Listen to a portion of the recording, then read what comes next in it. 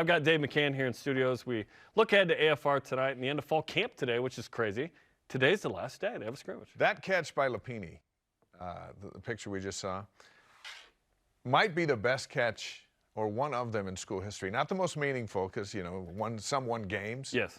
But the way he laid out and pulled that thing in for a running back coming out of the backfield, awesome. We're going to look at a bunch of angles of that. And Zach threw it where it had to be, but the catch was spectacular. One of Lapini's greatest moments. The 1,000 people that were in the stands at the Boca Raton Bowl. Spence's wife was having a baby, Brittany. And I was on the other end, and everyone was like, "Whoa!" Like the reaction was, "Did that just happen? Like, was that real?"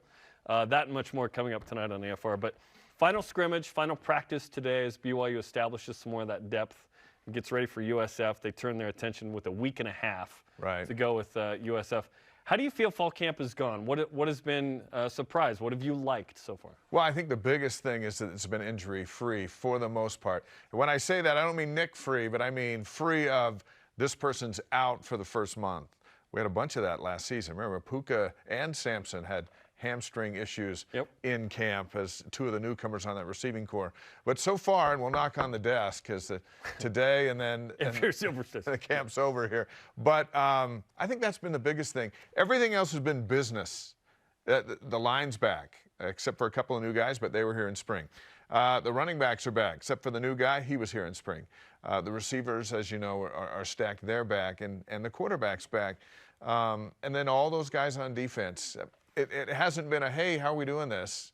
It's been, let's do this better, because we know how it is. And when you look at South Florida, they're breaking in a new quarterback. You look at Baylor, they're breaking in a new quarterback. You look at Oregon, they're breaking in a new coach. There's newness and quarterback. There's newness everywhere, but not here. And I think it's been a business-type fall. And I think that's because, and I said this before, this might be the most experienced in terms of just familiarity and guys who have been here.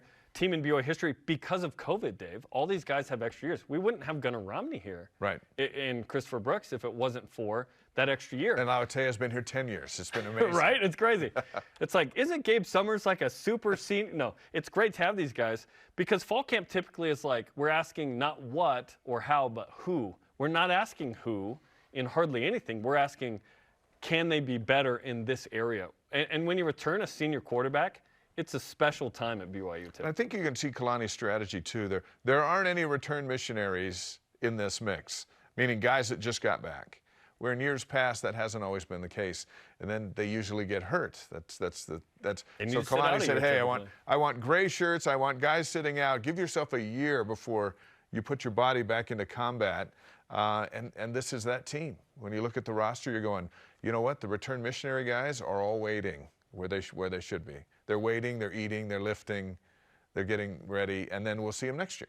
But I walked past a host of freshmen on day one of fall camp that I thought should have been in practice, but they're probably in that situation. If you don't know what a gray shirt is, basically if you have fewer than 12 credits, your clock doesn't start on your eligibility, but you can get familiar with the playbook, you can get stronger, you can get ready to go, and BYU football hopes a year after a mission that they don't have to throw certain people into the fire. And I think BYU is getting the depth they require. We were talking about the secondary as well, Dave. I want to get your thoughts on this group. Caleb Hayes is very high on them. He feels very confident. There have been some good secondaries in BYU history. If this secondary plays out to be very good, where do you think they could land when all is said and done? Well, I think the standard was set in '96 with Morgan and McTire and Ellison and Sampson. They were all seniors. Pretty good. They were making contributions from the first game and, of course, the interception in the Cotton Bowl to beat Kansas State in the last game. When I think of the best, I think of that group. I remember Irvin Lee against Miami, played spectacular, knocked that ball away to seal that win. But I think the standard is the 14-1 season, which means they were durable and they had a decent schedule. And they finished against a good team that was nationally ranked. And so they set the standard. Well, you look at this group, and they're seniors. They've got experience. They've got speed. They've got depth. Much like that team in '96, they just have to prove it. And, you know, and it'll start against Bohannon, who threw against him last year, and he's going to try to throw against him on September 3rd. And then we will see immediately, hey, you know what? They can't throw on those guys. I mean, McTire and Morgan combined for 7 picks. Ellison had like 25 solo tackles. They were all over the place. The other team, the rest of the team was good. The rest of this BYU team is good.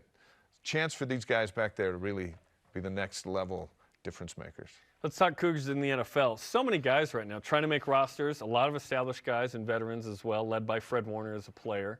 Last night we had Monday Night Football. Yeah. We had opposing guys, right? It was going to be great before Zach got hurt. Zach got hurt. That was going to be great. Still fun, I guess, with Kai and Tyler there. But what's one of your favorite NFL Cougar versus Cougar matchups that we've ever had? I had to think about it, and then I thought, wait a second. In September of last year, the Lions played the 49ers. It was 41-33 for San Francisco, but Jamal had 54 yards rushing on 9 carries, and then I think he had 8 or 9 receptions for 56 yards, scored a touchdown. And then Fred led the Niners in tackles with 11. And so you got the all-time leading rusher, BYU, against the best linebacker in the NFL, tackling each other. And there was a great picture of Fred tackling Jamal. And I just thought, you know what? When does that happen in school history? Yeah. Guys like that who've been so good here go to the next level, and they're pretty good over there. And Fred's exceptional, and Jamal's still trying to, but he's a journeyman. He's endured, and he's making a lot of money. He's on the Lions, so, you know, our hearts go out to him. But Hard Knocks All-Star. when those guys can play each other, I just think that's cool. Yeah, that is pretty cool. We had a Monday night matchup with Detmer and Steve Young one time. Yeah. We had a Super Bowl with Andy Reid, Daniel Sorensen, and Fred Warner. There have been some pretty cool matches. I think we're going to have more this year than we've had in a long time. And we've had Van Noy tackling Taysom, I think, a couple of times. Yep, that's fun. Yeah. That's fun. Well, check out After Further View tonight, 7 Eastern on the BYU TV app. You'll make your way around the studio a little bit later. Yeah, we'll see you tonight. A-listers tonight. We're that close to kickoff. These are the guys that have to be spectacular. Okay, thanks, Dave. Bet. Okay, come.